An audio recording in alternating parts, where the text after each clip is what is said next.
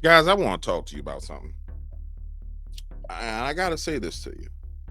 You know, um, well, take a walk with me for a second, right?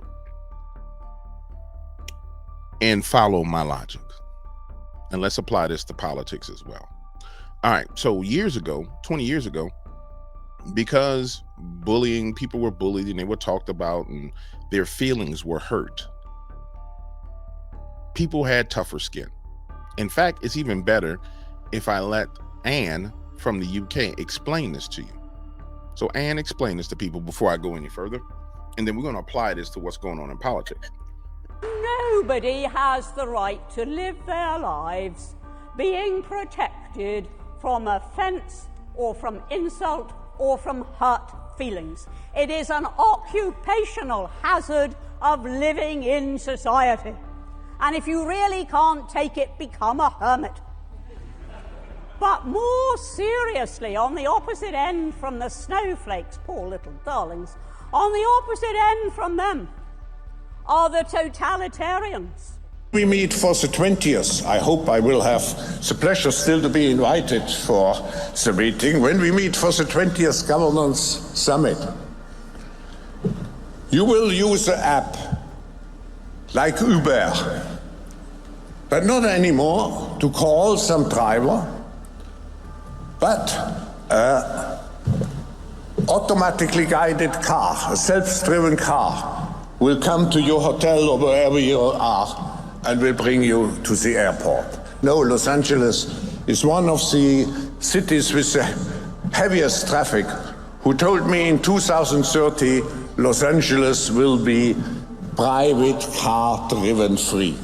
And this will allow to transform highways into parks and other public spheres. Now, I would love to stand in this union and oppose and argue with and take to pieces a Holocaust denier. But if we say no, we can never have the Holocaust denier because his views are so offensive that he cannot be accorded a platform. Then what happens? That sort of viewpoint is driven underground where it can quite often flourish. And people whisper behind their hands, oh, you know, there's something in what he says, but we're not allowed to hear it. Let's hear it. And by hearing it, we can destroy it. We just heard this point about untrustworthy people, and we talked about things in the United States like checks and balances, which aren't written anywhere but are customs. And one man, Donald Trump, literally came in and just took that all away. But are you concerned that Trump might be elected again? I think it's very likely.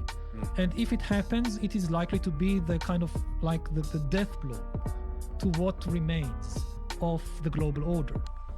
We should also remember it is absolutely right that we should allow people, no matter how profoundly we disagree with them. I hate to utter cliches in this august debating hall, but I am going to utter one. That no matter how much we may disagree with somebody, we should defend to the hilt their right to say it. And that is something that I have believed all my life. And just remember this, you may feel virtuous today in what you will not hear, but tomorrow somebody may feel virtuous in not hearing what you have to say. Free speech is for all, not for the privileged few. Oh, Anne, where are you, Anne? There she is. Watch this. So, because people feel like they have the right to not have their feelings hurt, they've been emboldened to say things because their feelings are protected, and they feel like their feelings should be protected. Now, watch this. At the same time, when they become adults and the real world kicks in, and they're given talking points, they feel the same way. They feel like, oh, well, you can't say that to me because that hurts my feelings, but I can say whatever I want to say because they've been raised to be entitled that their opinion, no matter how they feel about it, no matter what evidence is presented to them, their opinion cannot be challenged. And that's the downside of the anti-bullying movement. When I talk about anti-bullying, I'm not talking about, you shouldn't be running around putting your hands on people, beating them up, pushing them down steps, kicking them in the butt, giving them wedges. Now, quite naturally, that's what happens. And eventually the person who does it gets bopped in the mouth and they learn not to do it. That's from a physical perspective, right? Could you imagine a generation of people who grew up with no counter talking points to their belief system? Because it was considered to be bullying to tell someone that what you believe and what you feel is not true. And so those people become 20, 23, 24, 25, 26, 27, 28, 29, 20, 30 years old, and they still have the same mindset. Okay, you might be saying, GW, you're killing me. I don't get where you're going. Watch this. Trans students on this campus who actively feel victimized by your presence here today. Additionally, you just pointed out that this man detransitioned, but earlier in your speech... Guys, I want to hear her. Go ahead. What do I have to say? Just the question, please. No speech. What is the question? What do you have to say to the trans students on this campus who feel actively victimized by your presence here? Life's tough. Get a helmet, man. I'm too pregnant for this. Next question. So, now let's extrapolate this same behavior pattern out to the larger realm of politics and see how it affects people on the mass scale. And what I submit to you is this. There are people who believe that just because they believe their opinion is right, that it is right. They believe that their truth, which is made up, is truth. And that is the destruction, of society. Because at the end of the day, I can believe whatever I want to believe. And that makes it true, even though it's not. And that's the wall that we are fighting against. And you see it all throughout the news media. Now, swinging this to politics, let's take a look at Kamala Harris in a recent ad that came out by the Donald Trump campaign.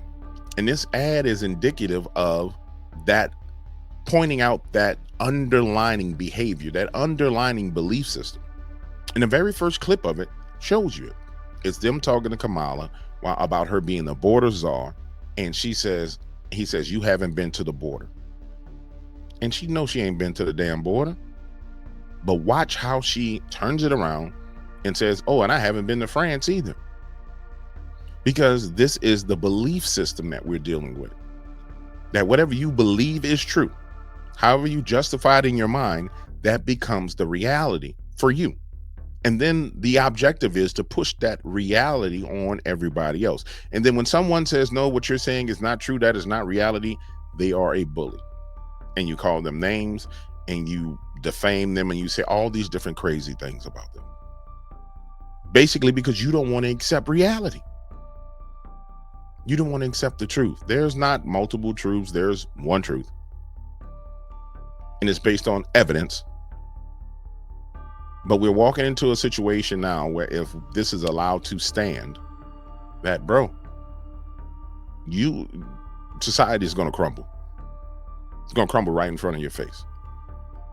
And you're going to be shocked at what you see. Because when people refuse to accept truth, when people create truth, and then they institute that new version of truth, which is based on their imagination, which is all insanity, and then they institute insanity via the political system, and they institute insanity via the marketplace, everything shall crumble. Everything crumbles around you. Because insanity has been instituted via law.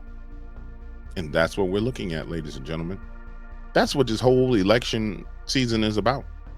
When you boil it down to the base of the pot, you get down to the bottom of the pot. You know how you put some bacon in a skillet, and that bacon been in, and so you put it in the oven. Let's just say you put it on a pan, you put that bacon in the oven. You don't use a bacon sheet, right?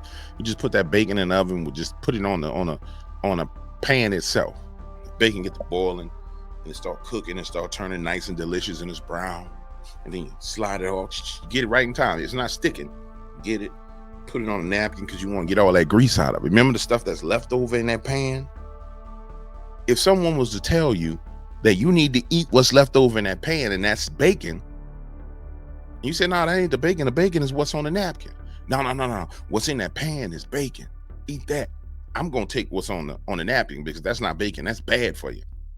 Eat what's in the pan. Scrape that stuff off the pan and put it directly in your mouth. You're going to die. Your blood pressure going to go through the roof. Your kidneys going to fail. You're going to get blurred vision. And that's what we see happening to the body of America. You got half the body that's saying, man, I'm not eating that crap that's on that pan. That's not bacon. The other half, no, this is bacon. Yeah, let me eat it. This is bacon. This is so good. Let me eat this bacon. Yeah. That's what's going on. In layman's terms. They don't want you to understand reality. Reality is a lie. What's real is not real. What's real is what they say is real.